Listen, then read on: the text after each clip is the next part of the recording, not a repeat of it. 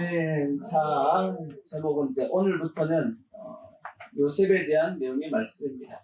요셉, 꿈꾸는 자 요셉입니다. 꿈꾸는 자, 요셉에 대한 첫 번째 내용입니다. 요셉의 별명 자체가 뭐냐면 꿈꾸는 자입니다. 누가 지어줬냐? 형들이 지어줬습니다. 형들이 요셉이 오는 걸 보고 뭐라고 얘기했냐면 꿈꾸는 자가 오는도다 라고 얘기하는 거 보니까 형들은 요셉을 뭘로 불렀냐면 꿈꾸는 자라고 이제 불렀습니다. 요셉의 별명이 그래서 꿈꾸는 자입니다. 창세기 이제 37장의 내용인데 창세기 37장의 내용은 어떤 내용이냐면 이제 야곱이 이제 가나안 땅에 살면서 자식들이 이제 지금 12명이죠. 마지막 이제 베냐민이 마지막 막내였고 그 바로 위에가 이제 요셉이었습니다. 근데 성경에 보니까 야곱이 요셉을 특별히 더 사랑했다라고 되어 있습니다. 왜 더 사랑했냐? 그 이유가 뭐냐면 야곱이 가장 사랑했던 여인이 누구였죠? 라헬이었죠. 라헬. 가장 사랑했던 그 여인이 자식을 못 낳았단 말이에요. 한참 동안 자식을 못 낳는데 이제 그러다가 힘겹게 이제 자식을 낳았단 말이에요. 그래서 이제 요셉이 11번째 아들로 태어난 겁니다. 그러니까 우리가 자식도 좀 귀하게 여기는 자식이 있죠. 어떤 집에서 귀하게 여기냐면 낳으려고 했는데도 계속 못 낳다가 힘겹게 이제 낳은 겁니다. 그러면 어떻게 해요? 더 귀하게 여겼듯이 이제 특히나 이제 야곱이 가장 사랑했던 여인이 누구냐면 자기가 사랑했던 여인이 또 자식을 못 낳는데 그 자식이 힘겹게 자식을 낳는 걸 보니까 그 요셉을 특히나 더 사랑했더라고 되어 있습니다. 그런데다가 또 라헬이 둘째 아들 베냐민이죠. 베냐민을 놓다가 또 어떻게 하죠? 죽습니다. 죽으니까 요셉의 입장에서 야곱의 입장에서 볼 때는 누가 더 이제 측은한 거예요. 요셉과 그 다음에 베냐민이 측은하게 보일 수밖에 없지. 왜? 엄마 없이 자라야 되니까. 다른 자기 자식들은 그나마 자기 엄마들이 있으니까 엄마들이 다 챙겨주고 하겠지만 요셉은 그리고 베냐민은 챙겨줄 엄마가 없잖아. 그러니까 야곱 입장에서는 더 마음이 갔을 수도 있고 그래서 더 사랑해줬다라고 성경이 말씀하고 있습니다. 그래서 편애했다고 돼 있어. 그러니까 더 사랑하고 편애했습니다. 여러분들은 어떤가요? 자식이 요즘 다 자식 한 명밖에 없어가지고 자식이 많이 있으면 편애가 되나요? 편애가 되겠죠? 근데 편애라기보다는 제가 보기에는 좀 그중에 좀 부족한 자식을 좀 더 부모님들이 신경을 쓰지 않나 싶어. 솔직히 얘기하면 우리 속담에 10손가락 깨물어서 안 아픈 손가락이 없다고. 다 손가락은 다 아프지. 자기 새끼들 다 이제 귀하지만 그 와중에 좀 더 부족한 자식이라고 느껴지면 부모는 거기다가 더 신경을 쓸 수밖에 없습니다. 그게 부모의 마음이지. 왜? 사랑하니까. 모든 자식을 다 사랑하지만 알아서 잘 사는 자식은 좀 더 덜 신경 쓰는 것이고 챙겨줘야지 살 수 있는 자식은 좀 더 챙겨주는 그게 인간사잖아. 그죠? 짐승은 좀 틀린 것 같아요. 짐승 중에서는 도태되게 놔두는 어떤 그런 짐승들도 있는데 사람은 그러지 않잖아. 그죠? 그러니까 어떻게 보면 야곱 입장에서는 요셉이 아픈 손가락입니다. 아픈 손가락. 그러다 보니까 더욱더 사랑해줬고 그러다 보니까 채색옷도 지어 입혔다라고 되어 있습니다. 그러다 보니까 형들이 요셉을 보는 눈이 어때요? 별로 곱게 안 보는 겁니다. 성경에 보면 시기했다라고도 되어 있고 미워했다라고도 되어 있습니다. 근데다가 또 요셉이 보면 미운 짓을 해요. 미운 짓을 하는 게 나와. 뭐냐? 이제 형들이 이제 양들 치면서 약간 좀 잘못을 했으면 그 보통 다른 형제들은 다 이제 덮어둡니다. 이제 아버지가 이제 알면 또 호통치니까 뭐라 하니까 그냥 놔두는데 꼭 그걸 이제 아버지한테 가갖고 다 일러바쳐. 누가? 요셉이가. 혼나야지 솔직히. 형들이 미워할 수밖에 없지. 고자질하니까. 그래서 더 형제들이 요셉을 미워했다라고도 되어 있습니다. 그러던 중에 또 요셉이가 하루는 이제 꿈을 꿨단 말이에요. 꿈을 꿨는데 이제 11단이 각자 이제 형제들 이제 곡식단이 있어요. 곡식단이 있는데 꿈에는 딱 보면 뭐죠? 다 압니다. 저게 누군지 뭔지 이렇게 알듯이 이렇게 곡식단이 딱 있으니까 이게 뭐다? 형제들의 곡식단이라는 게 딱 이제 곡식단을 다 이제 본 겁니다. 근데 다 곡식단을 묶었는데 자기 곡식단, 요셉의 곡식단 주위에 형제들이 딱 있으면서 다 뭐 하는 거예요? 절을 하는 겁니다. 그런 꿈을 꿨단 말이에요. 그냥 그런 꿈을 꿨으면 어떻게 해야 돼요? 그냥 속에만 담아둬야지. 근데 꼭 누구한테 가가지고 형들한테 가가지고 그 꿈 얘기를 하는 거야. 자기는 기분 좋겠지. 그 얘기를 듣는 형들은 기분이 좋을 리가 없지. 저놈의 자식 해가지고 아마 그 얘기 하다가 한 대 맞았을 가능성도 있습니다. 꿀밤 하나 막 먹었을 가능성도 있어. 근데 요셉이 또 꿈을 꿨단 말이에요. 그 다음에 꿈은 해와 달과 별, 11별이 또 자기한테 절하는 꿈을 꾼 겁니다. 어떻게 해야 돼요? 가만히 있어야 될 거 아니야. 근데 또 형들한테 가고 아빠한테 가가지고 그 얘기를 하네. 근데 자, 아빠였던 요셉은 그 얘기 하지 마. 그 얘기 했다가는 형들이 싫어해. 하고 호통을 쳤습니다. 근데 요셉이 가만히 있어요? 형들한테 가가지고 또 얘기합니다. 그랬더니 형제들이 그 얘기를 듣다가 더 화가 나가지고 저놈의 새끼 그냥 죽어보자. 이제 이런 마음을 가졌겠죠. 그러던 중에 이제 어떤 일이 발생했냐면 형제들이 이제 먼 지역에 양떼를 치러 이제 가게 되었습니다.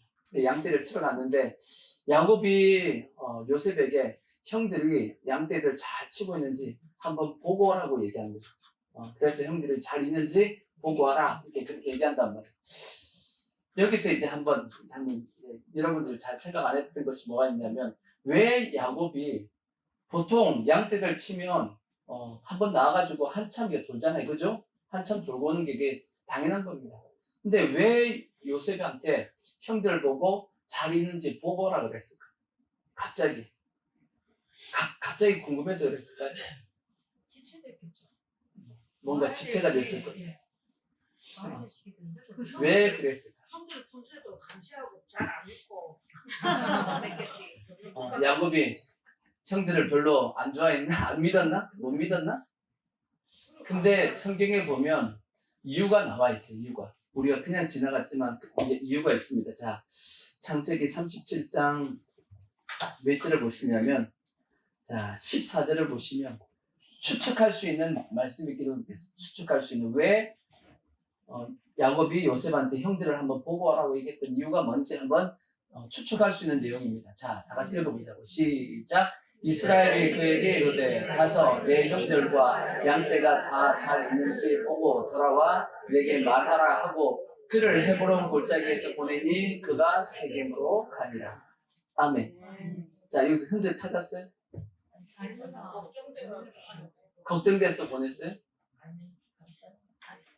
감시하라고 보냈어요?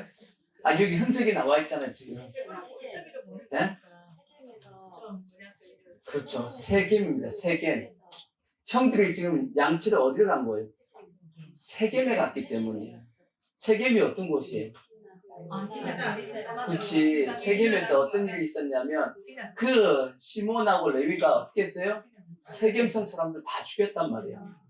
그런 적이 있어요? 없어요? 있었단 말이야. 근데 그게 몇 년 전이에요. 지금 요 사건과 몇 년 차이가 있을까? 대충 한번 생각해보자. 요셉의 지금 나이가 몇 살이죠? 17살입니다. 야곱이 하란을 떠날 때 요셉의 나이는 약 이제 갓 태어났을 때입니다. 그죠? 그리고 나서 이제 오다가 수꽃과 세겜을 합쳐서 약 10년 정도 머물렀어요. 그렇다면 지금 이 사건이 발생된 것은 지금 이 시점과 세겜의 그 사건이 살인사건이 발생된 그 차이가 약 5년, 6년 정도 차이밖에 안 납니다. 불과 5, 6년 전에 자기 아들들이 뭐였어요? 세겜에 있는 모든 사람들 다 죽여버렸단 말이에요. 그래가지고 혹시나 주위에 있는 마을에 있는 사람들이 자기들을 공격할까봐 조심히 나왔단 말이에요. 물론 하나님께 지켜주셔가지고 그들이 안전하게 나오긴 했지만 여전히 위험성이 있어요, 없어요? 있었단 말이에요. 그 사건 이제 한 5, 6년밖에 안 지난 상태입니다. 근데 자기 아들들이 양떼를 치기 위해서 어디로 간 거예요? 세겜으로 간 겁니다. 야곱 입장에서 어떤 생각이 들겠어요? 혹시나 혹시나 문제가 생기면 어떻게 하지? 아직도 기억하고 있는 사람들이 있을 텐데 이놈들이 이 세겜성 사람들 다 죽였다고. 그래서 혹시나 해코지를 할 수도 있고 복수도 할 수 있고 그럴 가능성이 충분히 있어요, 없어요? 충분히 있다 보니까 야곱 입장에서는 걱정이 됐던 겁니다. 그래서 요셉을 보낸 거예요. 형들하고 양떼가 잘 있는지 확인해 봐라 하고 보냈던 겁니다. 어디서 보냈냐? 헤브론에서 보냈어요. 헤브론 골짜기. 헤브론이 어디 있어요? 이스라엘 땅 중에. 헤브론은 남유다에 있습니다. 나중에 이 다윗이 제일 처음에 왕이 되었을 때, 남유다의 왕이 되었을 때 수도를 헤브론으로 정했습니다. 남유다에 있습니다. 그 다음에 그럼 세겜은 어디 있냐? 세겜은 어디 있냐면 북이스라엘의 이 수도가 사마리아에 있거든요. 사마리아의 약간 오른쪽 밑에 있습니다. 세겜성 자체가. 그러니까 이스라엘 전체 지도를 보면 헤브론은 남쪽에 있고 세겜은 중간쯤에 있습니다. 그러면 그 거리가 어느 정도 길이냐? 성경에 한번 찾아봤더니 이 직선거리로 헤브론에서 세겜까지가 77km입니다. 77km.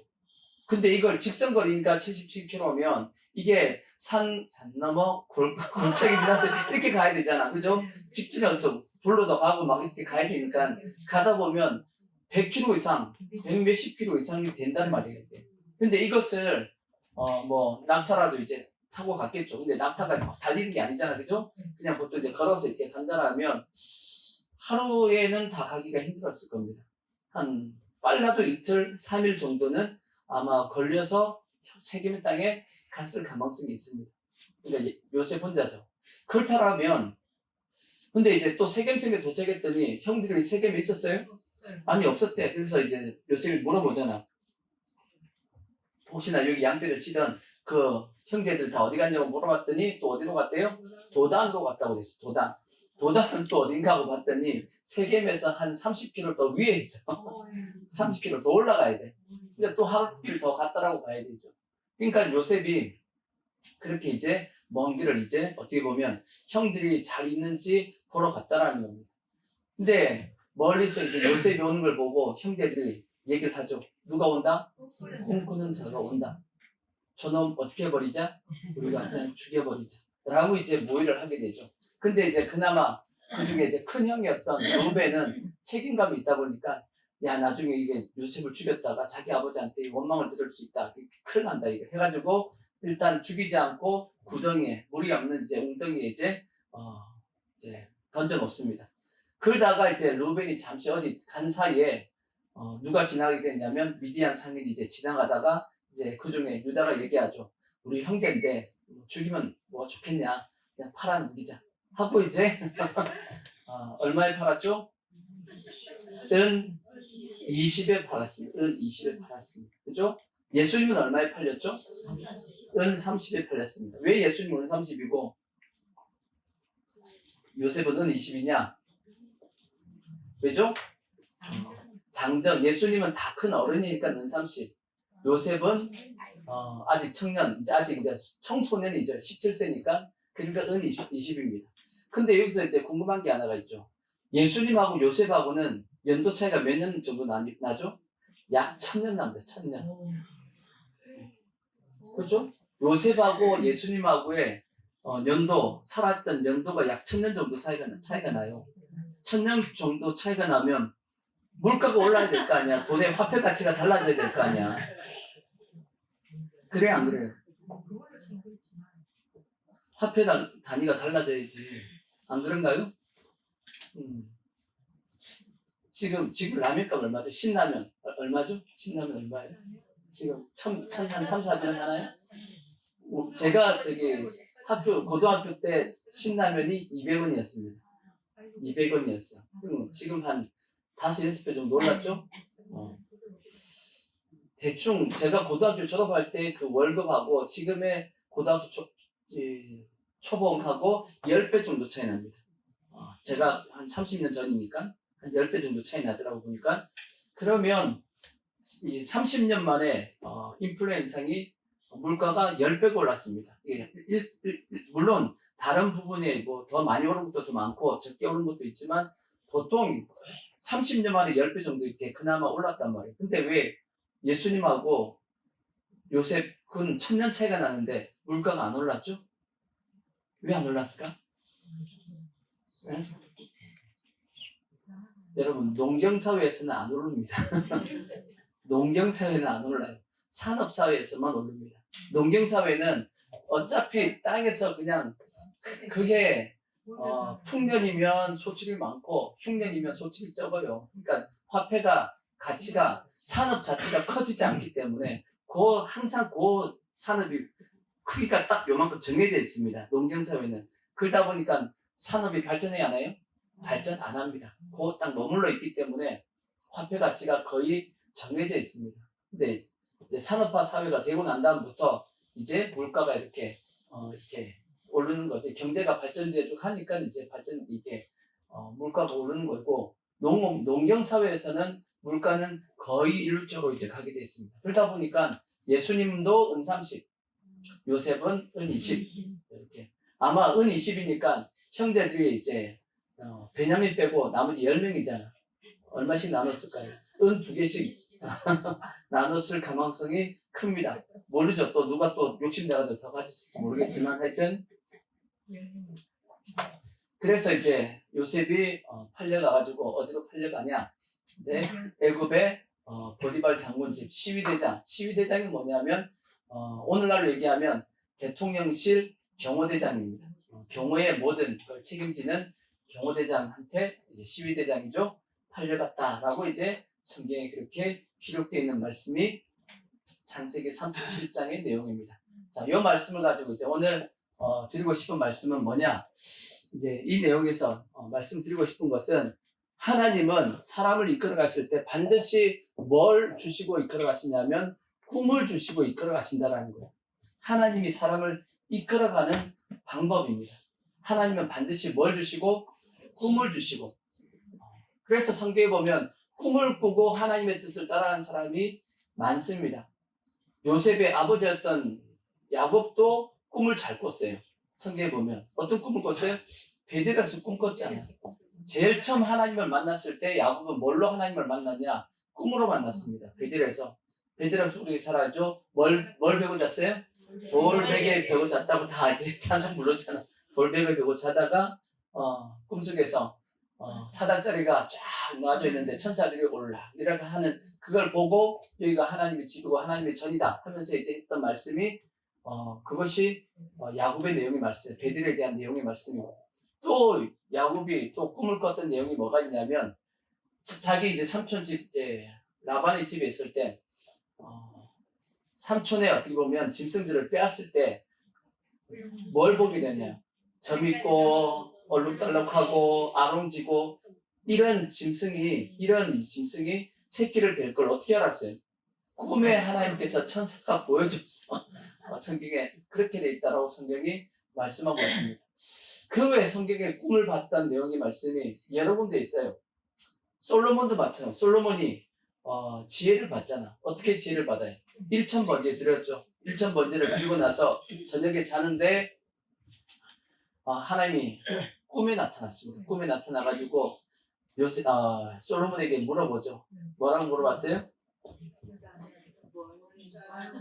소원을 말해봐 이렇게 물어봤다고. 너 소원이 뭐냐 하고 이렇게 물어보나.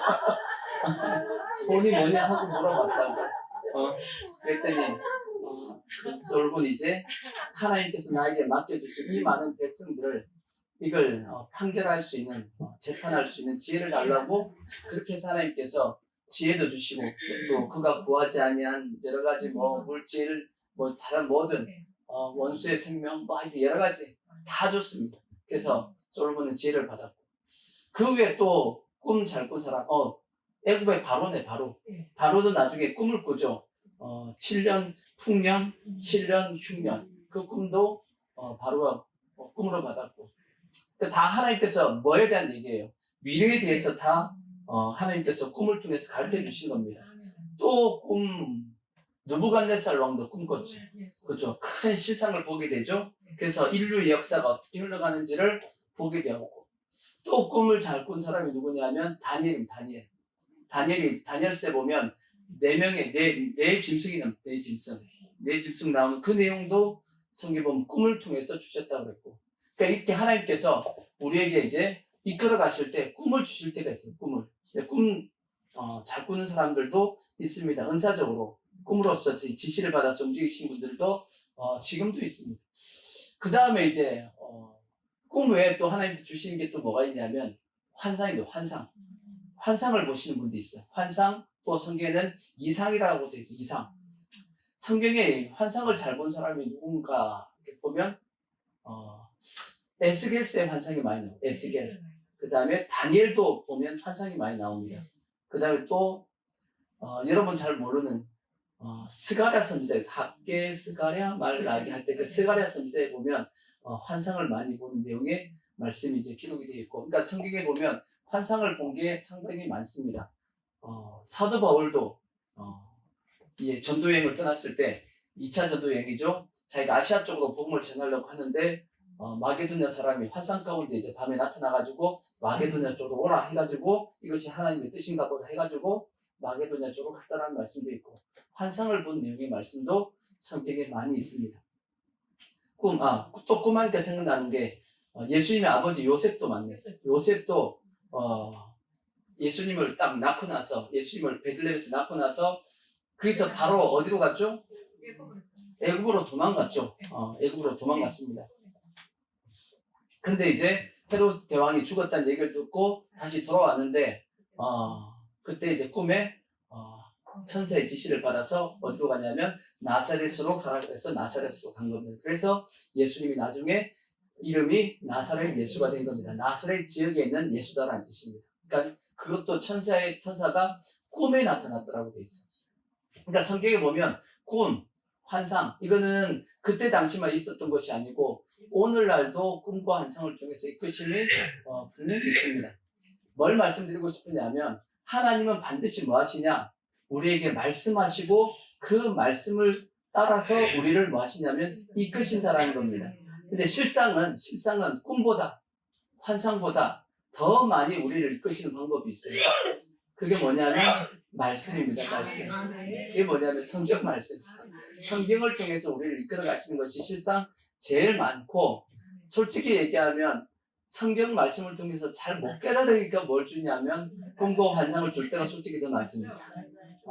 말씀을 통해서 하나님께서 성령의 감동을 통해서 우리에게 주셨음에도 불구하고 우리가 듣는 것이 많으니까 두다다 보니까 하나님이 못 깨달으니까 정 안 됐다 싶어서 꿈과 환상을 보여줬을 때가 솔직히 더 많다라고 볼 수 있습니다. 그러니까 대다수의 하나님은 어떻게 우리를 이끄시냐면 말씀을 통해서 우리를 이끌어 가신다 하는 것이 성경에 하나님이 사람을 이끌어 가시는 방법입니다.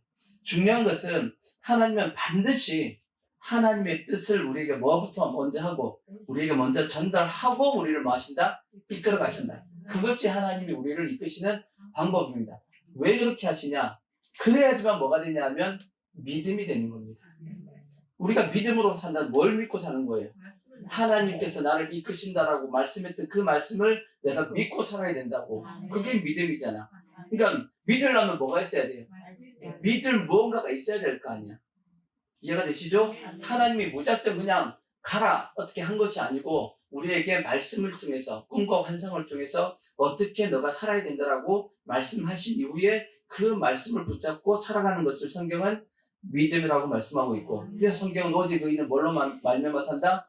믿음으로 말미암아 산다라고 말씀했다고. 그러니까 그래서 근데 중요한 것은 두 가지를 꼭 가져야 돼. 두 가지. 첫 번째 뭐냐?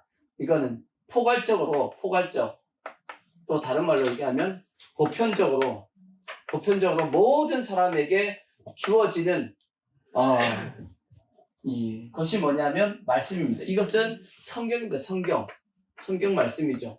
이거는 모든 사람들에게, 모든 하나님의 백성들에게 다 공통적으로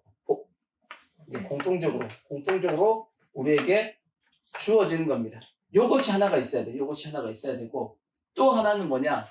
두 번째는 뭐냐면 개인적으로 있어야 됩니다. 개인적으로 하나님께서 나에게 주시는 말씀이 있어야 돼. 이게 근데 이제 문제입니다. 이게 문제라고. 이걸 성도들에게 잘 모른다라는 게 문제입니다. 포괄적인 것은 우리가 다 가지고 있어요. 성경 말씀인데 근데 개인적으로 하나님께서 나에게 나는 너가 이렇게 살았으면 좋겠어 하는 것이 성경에 분명히 있단 말이에요. 그걸 우리가 다 뭐 해야 되냐면 그걸 가져야 되는 겁니다. 이걸 다른 말로 성경에 뭐라고 되어 있냐, 이걸 사명이다 라고도 되어 있고, 또 사도 바울은 뭐라고 기록해놨냐면 나의 달려갈 길, 그렇게 됐어요. 나의 달려갈 길. 사도 바울은 나의 달려갈 길이라고 표현을 많이 했어요. 하나님께 받은 사명 곧 나의 달려갈 길을 마치고 나의 달려갈 길을 위해서는 나의 생명을 조금도 귀한 것으로 여기지 않는다 라고 말씀했듯이 사도 바울은 자기 개인적으로 가야 될 그 길을 나의 달려갈 길을 그렇게도 설명을 해놨고, 또 이걸 다른 말로 오늘날 얘기하면 이게 이제 꿈이라고 얘기도 합니다. 나의 꿈, 영어로 이제 비전이죠. 비전이라고 얘기도 하고, 이걸 또 소망이다 라고도 이제 얘기를 합니다. 근데 여러 가지 하나님께서 나에게 주시는 뭐가 있냐면 개인적으로 주시는 것이 있다라는 겁니다. 요 두 가지가 실제는 우리에게 다 있어야 됩니다. 이거는 다 당연히 기본적으로 우리가 다 있는 거지만 문제는 개인적으로 주어진 나에게 이게 있냐라는 거지. 이게 있어야 되는데. 그래서 성경에 보면 하나님께 쓰셨던 사람들은 개인적으로 이런 것들이 다 있었습니다. 아브라함에게는 창세기 12장에 뭐라고 말씀했어요? 너는 본토 친척 아비 집을 떠나 내가 너에게 지시할 땅으로 가라. 그러면 내가 너를 큰 민족을 이루게 하고 너를 통해서 천하 만민이 복을 얻게끔 해주겠다. 너는 복의 근원이 되게 될 것이다 라고 하나님께서 말씀해 주신 부분이 있습니다. 이삭도 동일하게 그렇게 말씀했고, 그 다음에 야곱도 동일하게 그렇게 말씀을 했습니다. 그들만 있었냐?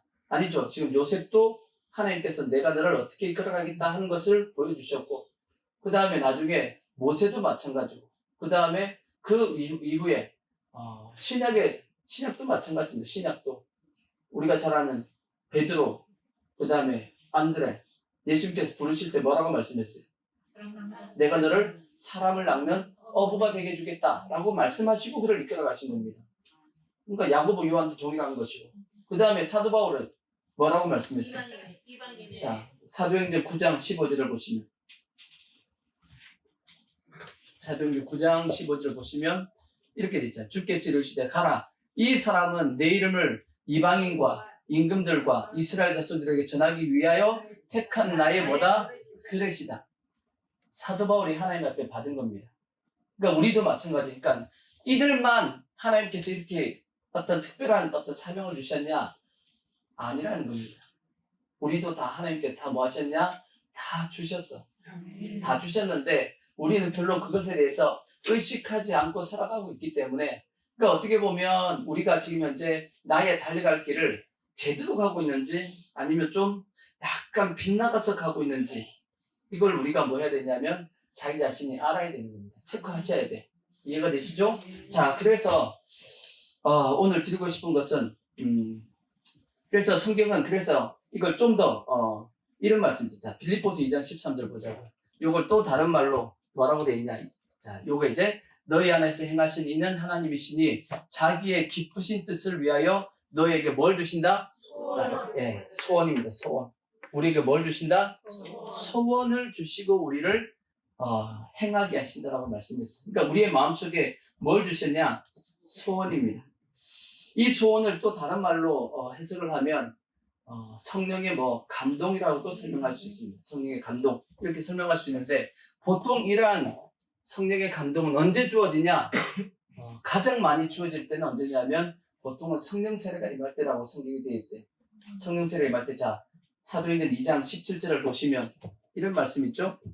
자, 하나님이 말씀하시기를 말세에 내가 내 영을 모든 육체에 부어주리니 너희의 자녀들은 뭐 할 것이고 자녀들은 예언할 것이고 너희의 젊은이들은 환상을 보고 너희의 늙은이들은 뭐 한다? 꿈을 꾼다라고도 말씀했습니다. 그러니까 다 뭐예요? 미래에 대해서 너희가 어떻게 살아가야 될 것인지에 대해서 하나님께서 각 개인들에게 뭐 하신다? 말씀을 해 주신다라는 겁니다. 아시겠죠? 큰 원칙, 다시금 말씀드리지만 큰 원칙 하나는 뭐냐? 하나님은 반드시 뭐 하시고? 말씀하시고 그 다음에 뭐 하신다? 이끄신다. 이게 큰 원칙입니다. 그래야지만 뭐가 된다? 이게 믿음이다. 믿음이다. 라고 우리가 아시면 됩니다. 근데 이제 포괄적으로는 다 주어졌지만 개인적인 부분에 대해서는 성도들이 이게 잘 모른다라는 것이 이것이 어떻게 보면 우리가 하나님 앞에 나는 그럼 어떻게 살아야 되지? 이러한 것에 대해서 잘 모르다 보니까 약간 하나님 우리의 신앙의 어떤 방향이 약간 어떻게 보면 그렇다고 해서 완전 빗나가서 살아가는 건 아니다 할지라도 하나님께서 딱 원하시는 그런 삶을 제대로 못 살고 있는 모습이 되어진다라는 겁니다. 자, 그래서 이제 오늘 이 시간은 한번 이러한 어떤 하나님께 주시는 이러한 사명 이걸 어떻게 분별할 수 있는지 말씀을 한번 이제 드리겠습니다. 그 첫 번째 우리가 저걸 분별할 때 첫 번째 꼭 기억해야 될 것은 이것은 직업이 아닙니다. 뭐가 아니다? 직업이 아니다. 그러니까 이런 경우는 있죠. 물론 하나님께서 너 목사가 되어라 이렇게는 할 수 있어. 선교사가 되어라 이렇게 이런 것은 가능하다 할지라도 대다수의 성도들에게 주어지는 하나님의 이러한 어떤 우리에게 주시는 어떤 나의 달려갈 길은 직업은 아닙니다. 직업 꼭 그래서 근데 문제는 성도들이 자꾸 이렇게 목회자나 선교사나 어떤 그런 분들만 이걸 받는다라고 생각을 해요. 절대 그러지 않습니다. 모든 성도들에게 다 주어지는 겁니다. 아시겠죠? 모든 성도들에게 하나님이 이끄시는 방법이 원래 그렇기 때문이에요.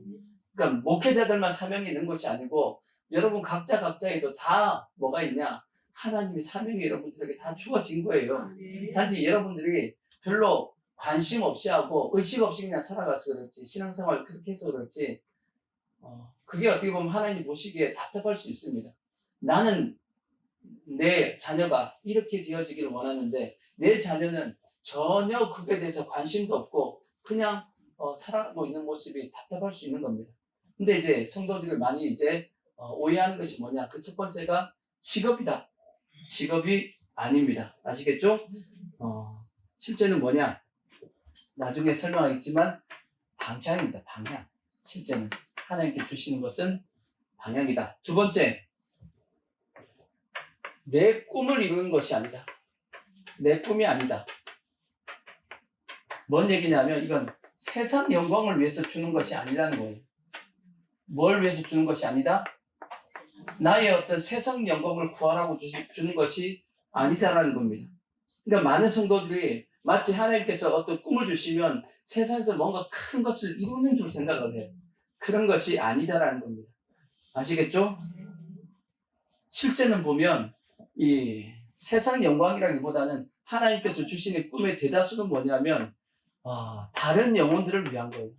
다른 영혼들을 뭐 하는 거냐면 세우는 겁니다. 대다수는 세우기 위해 주십니다.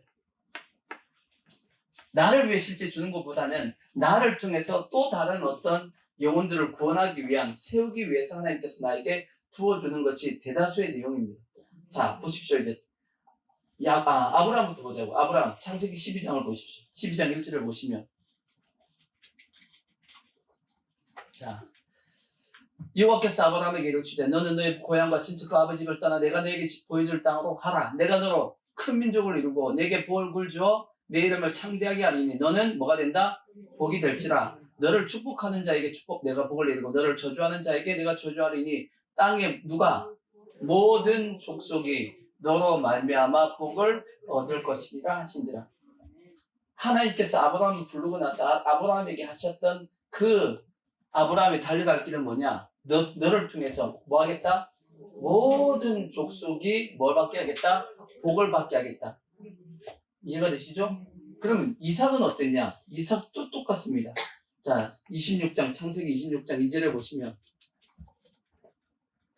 여호와께서 이삭에게 나타나 이르시되 애굽으로 내려가지 말고 내가 내게 지시하는 땅에 거주하라. 이 땅에 거류하면 내가 너와 함께 있어 내게 복을 주고 내가 이 모든 땅을 너와 내 자손에게 주리라. 내가 내 아버지 아브라함에게 맹세한 것을 이루어 내 자손을 하늘의 별과 같이 번성하게 하며 이 모든 땅을 내 자손에게 주리니 그 다음 말씀 내 자손으로 말미암아 누가 천하 만민이 복을 받으리라. 그렇게 말씀했습니다.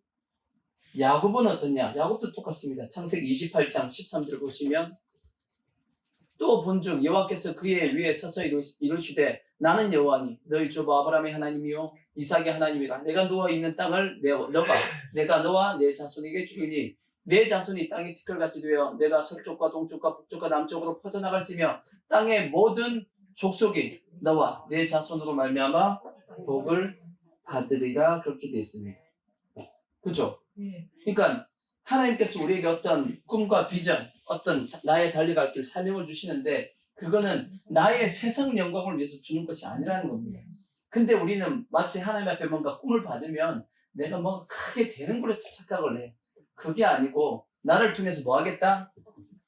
다른 영혼들을 복받게 하겠다. 아멘. 그렇게 하나님께서 나를 이끌어 가신다는 거예요. 이 부분에 대해서 실제 복음성가 중에서 제일 잘 나와 있는 찬송이 그게 소원입니다. 소원. 소원이라는 복음성가가 있어요. 그 가사가 정확하게 이렇게 설명이 되어 있어요. 제가 가끔씩 부르죠. 저 높이 솟은, 저 높이 솟은, 저 높이 솟은. 자 보세요. 제목이 소원입니다. 찬송. 삶의 작은 일에도 그 마음을 알기를 원하네. 그 길을 그 좁은 길로 가기 원해. 나의 작음을 알고 그분의 크심을 알며 소망 그 깊은 길로 가기를 원하네. 이제 그 다음 가서 보세요. 저 높이 솟은 뭐가 되기보다는 산이 되기보다는 뭐 하겠다? 여기 오름직한 동산이 되겠다라는 거죠. 그러니까 내가 세상 영광 높이 올라가지 않겠다라는 겁니다. 낮게 올라가겠대. 이유가 뭐예요? 내 가는 길만 비추기보다는 내 가는 길을 내가 비추면 뭐 하는 거야 이게? 세상 영광을 구하는 거잖아. 그게 아니고 누군가의 길을 비춰주겠다라는 거지. 나를 통해서 다른 사람에게 길을 비춰주겠다라는 거지. 그것이 뭐다? 소원이다. 소원이다라고 말씀하고 있는 거예요. 소원이다라고. 복음성가에. 그래서 제가 자주 부른 거예요. 제가 청년들 담당할 때도 이 곡을 많이 불렀어. 너희들은 너 자신이 잘 되려고 얘기하지 말고 하나님 앞에 너를 통해서 다른 사람들이 더 잘 되게끔 해라. 그러면 하나님께서 뭐 하시냐? 나를 또 축복해 주시는 겁니다. 근데 내가 나만을 위해서 축복받으려고 해버리면 결국은 어떻게 되냐? 뭐 나는 축복받을 수 있지 모르죠. 하지만 그것이 나중에 하나님 앞에 큰 유익이 되겠느냐는 거지. 주님 앞에 설 때 그게 상이 되겠냐는 거지. 그건 아니라는 거지. 그러니까 우리도 마찬가지입니다. 하나님께서 우리에게 꿈을 주시는데 나의 어떤 세상 영광을 위해서 꿈을 주시는 것이 아니다라는 겁니다. 근데 자꾸 꿈을 가져라 그러면 뭔가 우리는 어떻게 생각해요? 나의 어떤 내가 나중에 뭐가 돼야지? 내가 이렇게 돼야지? 어떤 걸 자꾸 그렇게 생각하는데 그것이 아니고 하나님이 주시는 꿈은 나의 세상 영광이 아닌 다른 영혼을 세우기 위해서 주신다. 이게 원칙입니다. 그 다음에 그래서 세 번째가 뭐냐? 목표가 아닙니다. 목표가 아니라 목적이다. 꼭 기억하세요. 그래서 세들버그 교회 그 리버렐 목사님이 쓴 그 유명한 베스트셀러가 있잖아요. 그죠? 목적이 이끄는 삶입니다. 목적이 이끄는 거지 목표가 이끄는 것이 아니라는 거지. 목적하고 목표하고 차이가 뭐죠? 목표와 목적. 목표와 목적의 차이는 목적은 목표도 있지만 뭐도 있냐면 과정거든요. 과정. 목적은 목표와 과정이 같이 있습니다. 어떻게 보면 과정이 더 어떻게 보면 중요시 됐어. 목표는 뭐냐? 어떤 지점이죠. 어떤 지점. 내가 뭐가 되겠다.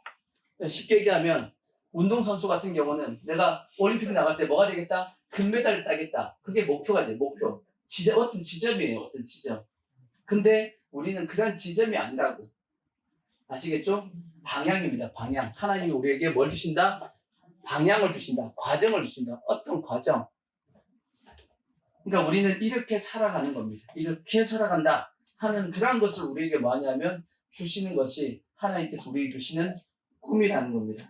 아시겠죠? 그러니까 이게 왜 중요하냐면 오늘날 한국 사회에 지금 요즘 자살률이 안 나오는데 자살률이 요즘 나와야 안 나와요? 자살률이 잘 안 나오죠?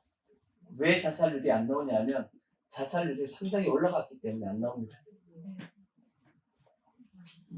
정치 얘기하면 시간 가니까 넘어가는데 하여튼 자살률이 지금 우리 많이 한단 말이에요. 그러니까 자살하는 사람들 중에서는 어떤 분들도 있냐면 자기의 목표를 이루고 난 다음에 더 이상 살 소망이 없어서 어떤 그걸 못 느껴서 죽는 사람들도 있습니다.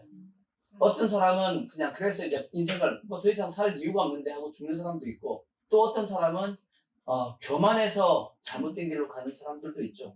목표를 뭐 했기 때문에, 자기 인생의 꿈으로 삼았기 때문에 그런 사람은 결국은 자기를 인생을 포기하든지 아니면 교만하든지 둘 중에 하나를 합니다. 근데 이 목적을 꿈으로 삼은 사람은 끝까지입니다. 끝까지. 왜? 어차피 방향이기 때문에. 그래서 아까 사도행전 2장 17절에 보면 늙은이들도 뭐 한다고요? 꿈을 꾼다고 그랬거든. 아니 다 늙었는데 뭘 꿈을 꿔? 근데 죽을 때까지 내가 갈 수 있는 뭐예요? 하나님께서 방향을 주신 겁니다. 너는 죽을 때까지 이렇게 살다가 나한테 와라 하고 주시는 겁니다. 그러니까 아무리 나이가 들었다 할지라도 우리는 할 일이 있어요, 없어요?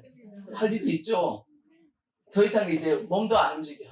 몸도 이제 떨려가지고 이제 안 움직여. 그럼 어떻게 해야 돼요? 이제 누워서 기도라도 해야죠. 하나님, 내가 하나님 가기까지 내가 기도하겠습니다. 사명이 있는 거야, 죽을 때까지. 이해가 되시죠? 그러니까 이거는 죽을 때까지 가는 겁니다.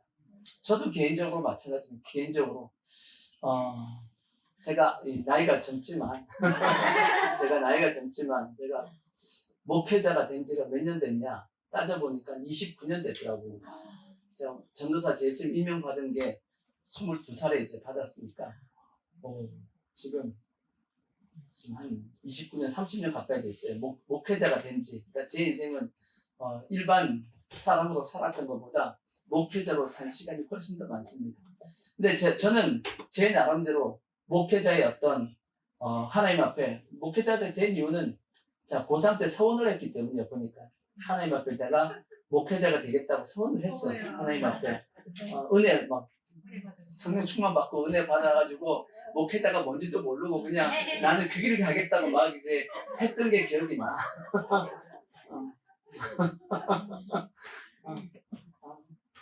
막 그때는 막 하나님 앞에 기도하기를 고난을 주시옵소서 막 그랬던 것 같아. 내가 주의 아버지 나 그렇게 기도했다고. 내 친구 중에서 내 구역장이 이제 그때 당시 지금은 이제 전도사 김석건 전도사인데 그게 기억납니다. 초신자 때 내가 그렇게 기도했다고 걔한테 얘기했거든. 근데 걔가 내 구역장이었다고. 김석건 그때 내 친구였으면 이제 구역장인데 걔가 그런 기도를 하면 안 된다고 나한테 한 대 때리면서 얘기했던 게 기억이 나. 자기는 기억을 못할 거야 아마. 못하지만 나는 기억을 해. 맞은 놈은 기억을 해. 맞은 놈은 기억을 하는데 근데 그때 이제 제 나름대로 하나님 앞에 내가 가야 될 길은 목회자의 길을 가는데 뭐 큰 목회를 하겠다 그게 목적이 아니고 하나님 영혼을 구원하는 그 일에 영혼을 세우는 그 일에 제가 평생을 주를 위해서 살겠습니다 라고 제가 하나님 앞에 그렇게 이제 기도했던 것 같아요.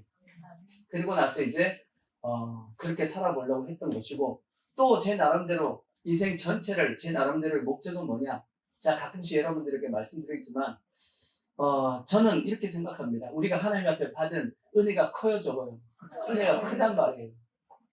그 큰 은혜를 죽을 때까지 조금이라도 더 뭐 해보자 갚다가 가보자 이게 제 나름대로의 제 인생의 방향입니다.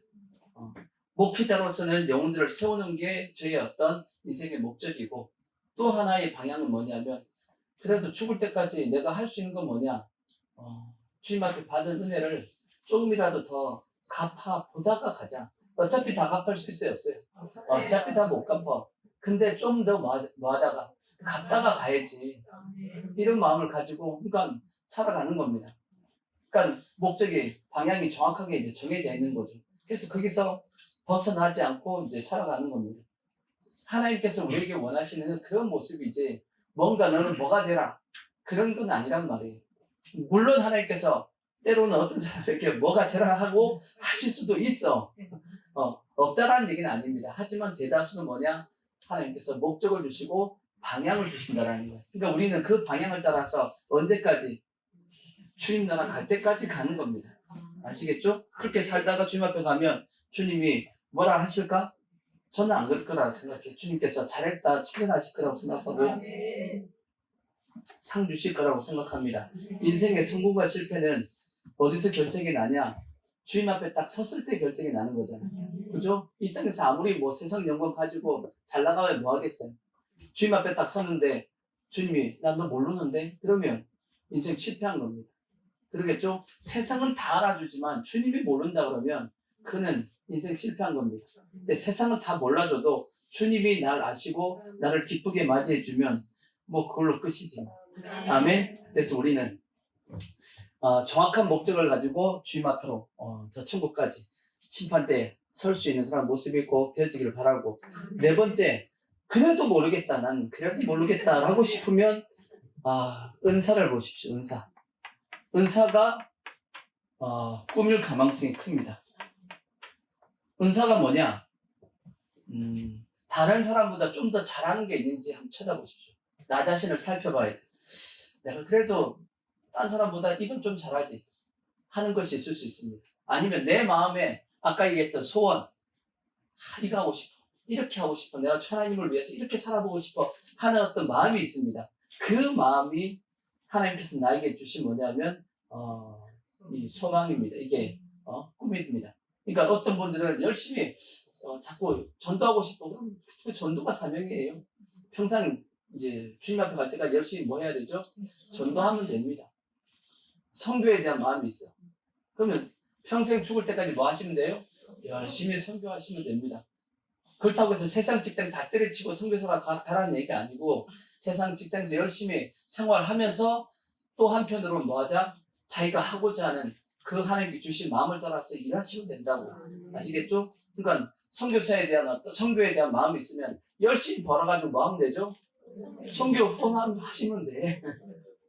내가 직접 못 가더라도 보내면 되잖아.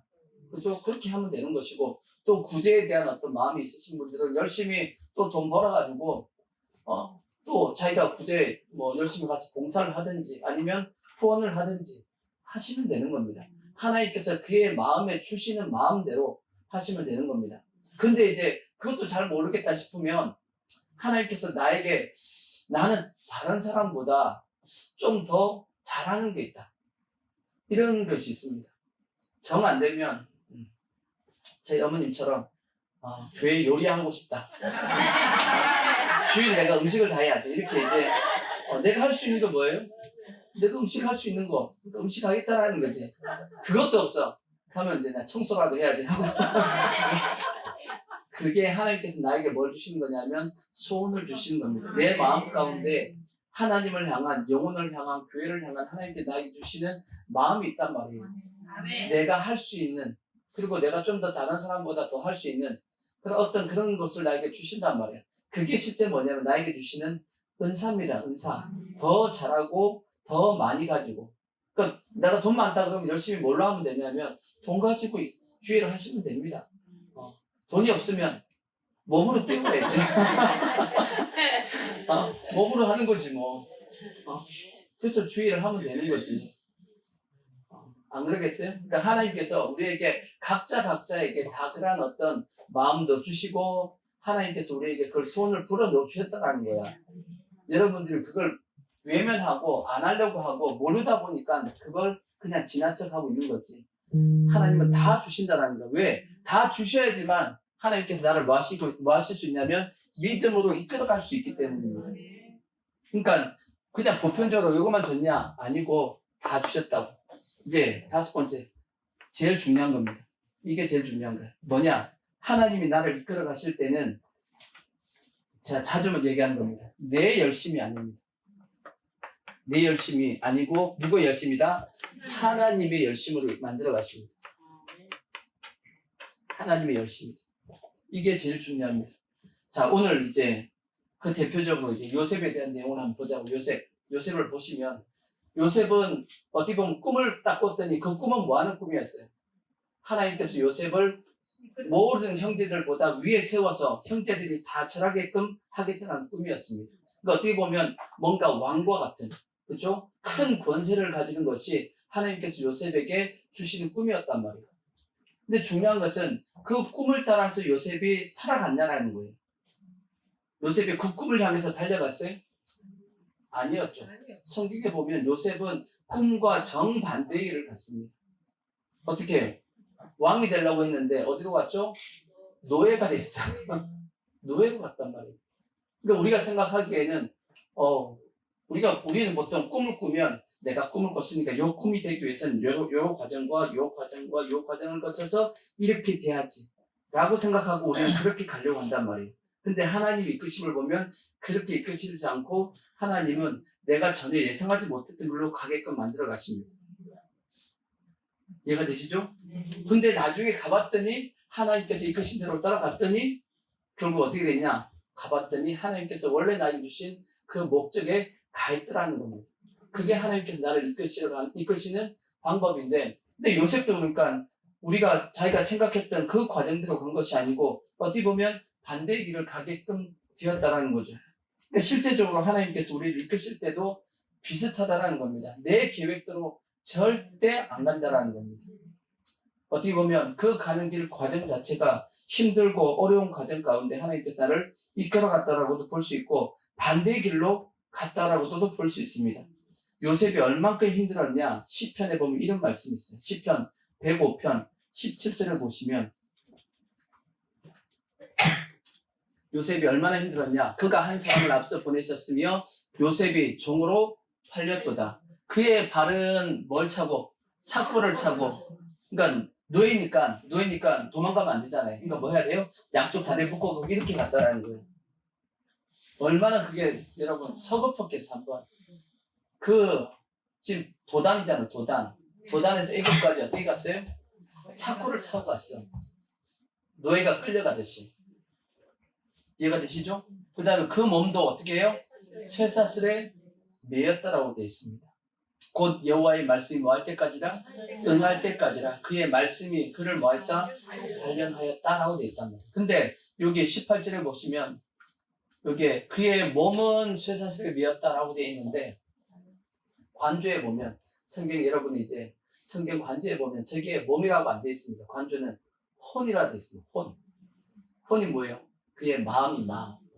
그의 몸만 쇠사슬에 매여 있었던 것이 아니고 그의 무엇도 그의 마음도 쇠사슬에 매여 있었다는 뜻입니다. 마음에 쇠사슬에 매여 있는 게 얼마나 힘들어요. 그죠? 우리 지금 저도 마음에 상처가 있는데 마음에 상처가 힘들다 그러는데 근데 마음에 뭐예요? 마음이 지금 아예 쇠사슬에 묶여버렸는데 얼마나 힘들었냐고.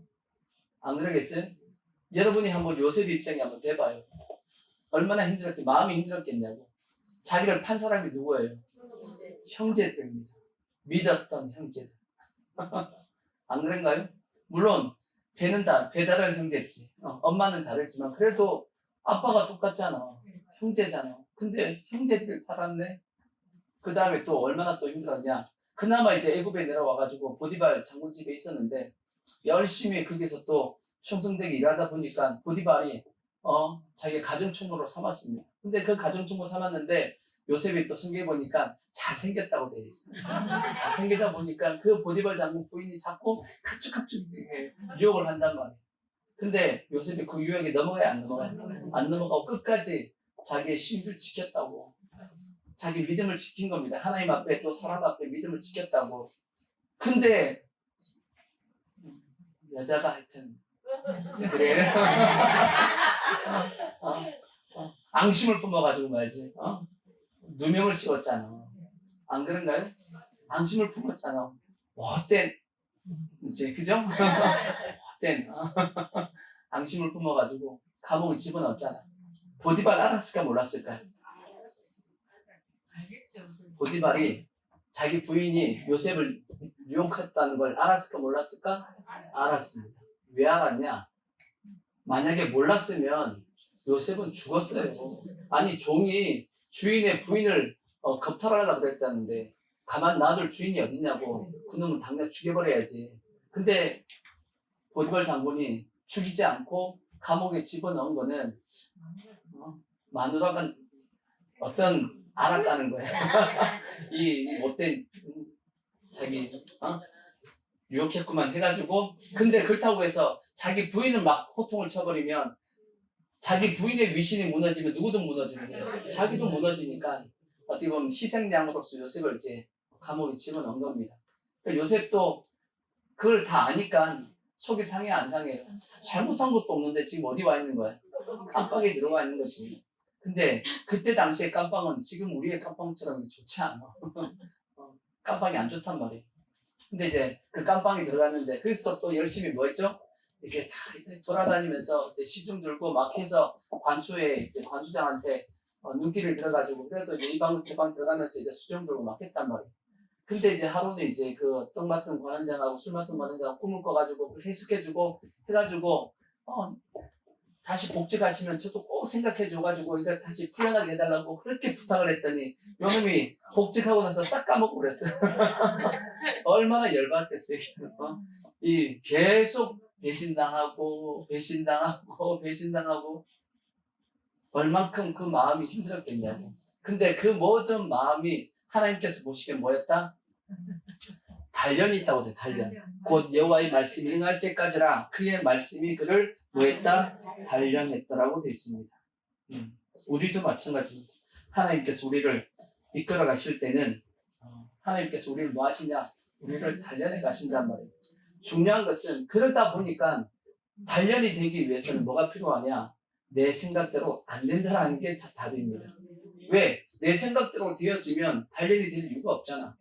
그렇죠? 내 생각대로 되는데 요 정도 됐으니까 이제 조금만 더 하면 요 정도 되고 조금만 더 하면 요 정도 되고 내 마음이 단련될 이유가 있어요? 없어요?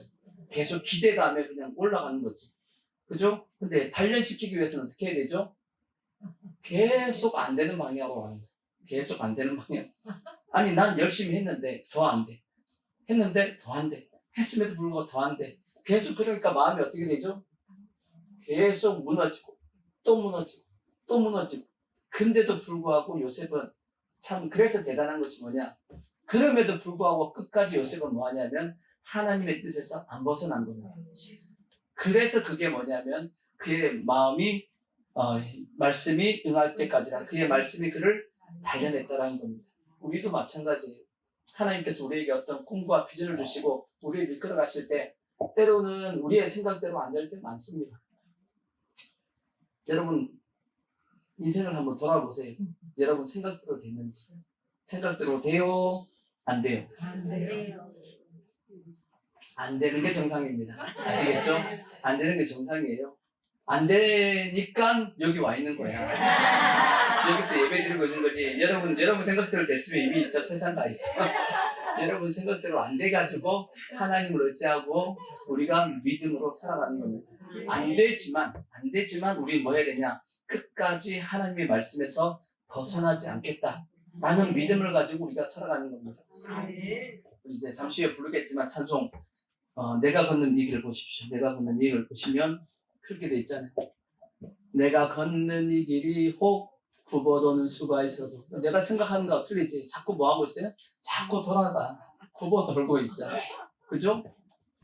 근데도 불구하고 또 밑에 보면 내가 세운 계획이 혹 빗나갈지 모르며 나의 희망 덧없이 기대하고 했는데 그게 확 쓰러져 버리네.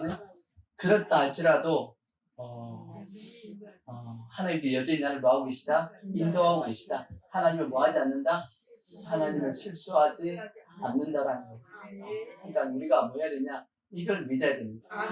요셉도 어떻게 보면 끝까지 이걸 믿었던 것이고 우리가 알고 있는 많은 믿음의 사람들도 다 이러한 과정을 거쳤습니다. 모세도 보시면 40세에 부름을 받아가지고 40세에 한번 이스라엘 백성 뭐 해보겠다? 내가 구원해보겠다 하고 했는데 그래서 이스라엘 백성들 구원하려고 앞에서 이제 깃발을 들었는데 누가 배신했어요?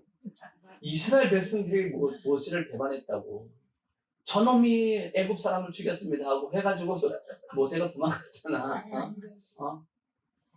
누구한테 속았냐? 믿는 도끼였던 이스라엘 백성, 자기들이 모세가 구원하려고 했던 그 이스라엘 백성이 자기를 배신했습니다. 그래서 성경에 그렇게 돼 있어요. 자, 보시면.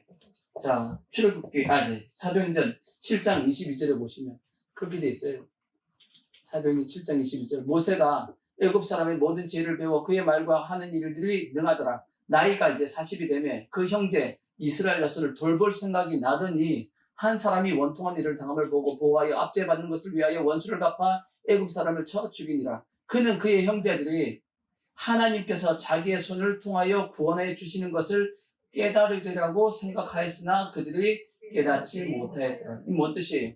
자기가 애굽 사람을 죽이면 이스라엘 백성들이 어떤 생각을 할 거라고 생각한 거예요. 하나님께서 모세를 통해서 우리 지금 애굽에서 지금 구역을 당하고 있는 우리들 구원해 주겠지 라고 이스라엘 백성들이 생각할 줄 알았는데 이스라엘 백성들이 생각했다 못했다? 생각을 못했다라는 거예요. 못하고 오히려 뭐예요? 모세를 고발했다고.